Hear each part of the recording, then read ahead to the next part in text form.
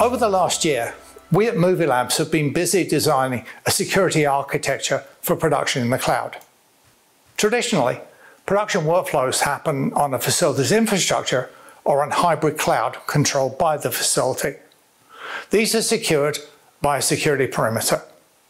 But when production moves into the cloud, everything changes. The cloud is a resource shared across everyone working on the production. The data is in the cloud. The applications move to the data, and so the workflows are in the cloud. This means that workflows happen outside of facility security perimeters. Now, you could attempt to throw a security perimeter around the cloud, control every person, every vendor that works on the production cloud, but that would be extraordinarily complex. And remember, the complexity is the enemy of security, and it would be almost impossible to manage. Our conclusion was that production in the cloud requires a new approach to security. Now, we introduced 6 security principles, so let's look at how they have guided the design of the security architecture. Security must be intrinsic to the workflow. It cannot be an add-on, and it must not inhibit the creative process.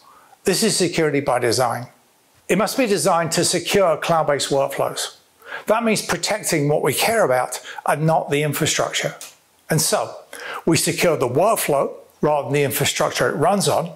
We secure assets rather than the storage they live on. And a new goal for security, we protect the integrity of the workflows. And very importantly, productions must be kept secure even on untrusted infrastructure. So let's break down part of a workflow. It consists of a participant, the user, the task being carried out, the device, the application, and the assets. It runs on an infrastructure secured by a security perimeter. So, to the extent that you trust the security perimeter, you can trust the infrastructure and assume it is secure. But that doesn't look very good when the workflow moves into the production cloud. There is no more security perimeter, and the infrastructure cannot be trusted. But don't despair. In the new security model, we look at the workflow like this. It is now an authenticated participant carrying out an authorized task on a trusted device using an approved application and doing so to protected assets. This is a zero trust architecture. It does not require the infrastructure to be secure, and it also protects the integrity of the workflow. Now, I'm going to give you a high-level view of the security architecture. The security components are divided between the core components, which do require domain knowledge, meaning they are specific in action and configuration to this application, and the supporting security components, which do not require domain knowledge. They're not specific to our industry, and these are services that might be offered by cloud providers and by third-party security vendors. As much as possible, all the architecture is in the supporting components, thus minimizing the amount of work that needs to be done to implement the architecture. This architecture separates out authentication from authorization. So nothing can take part in any workflow unless it's been authenticated, and it can only take part in a particular workflow if it is authorized to do so. The authentication service is the entry point. Everything, users, devices, software, must be authenticated before they can join the production. It makes use of supporting components, including identity management and trust inference. The authorization service permits work to happen. Nothing happens without authorization, and authorization is set by the workflow management system scheduling work. And remember, this is a zero trust architecture, so everything must be authenticated and authorized. The authorization service creates 2 types of policies. Static policies, which change little as production proceeds, are similar to the access controls in an identity and access management system. Dynamic policies, though, change as work is scheduled, and they might last only for the duration of an activity. Now, these are applying the principle of least privilege temporally as well as spatially. The policy manager takes those policies, which originate from the production, reconciles them with global corporate policies and the current security situation. It delivers them to the policy engine. The policy engine manages the policy enforcement points delivering the relevant policies to each one. The policy enforcement points are distributed across the system and might be manifest as, for example, a user login.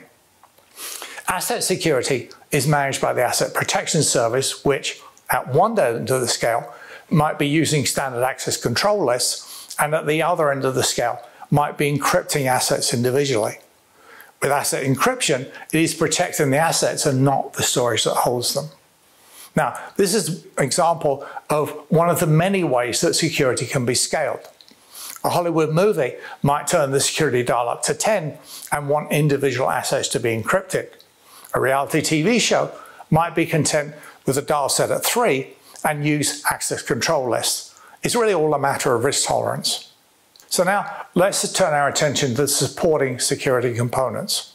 The architecture does not specify how the supporting components work. It only specifies what is required of them. So the breakdown in this diagram is simply a way of explaining what they do. The authentication service uses identity management to authenticate users and systems. Trust inference provides risk-based trust assessment to the authentication service at the time of authentication based on, for example, previous behavior. For example, if I always connect from the same device to the same system and do it from the same place, it might be reasonable to infer it is me.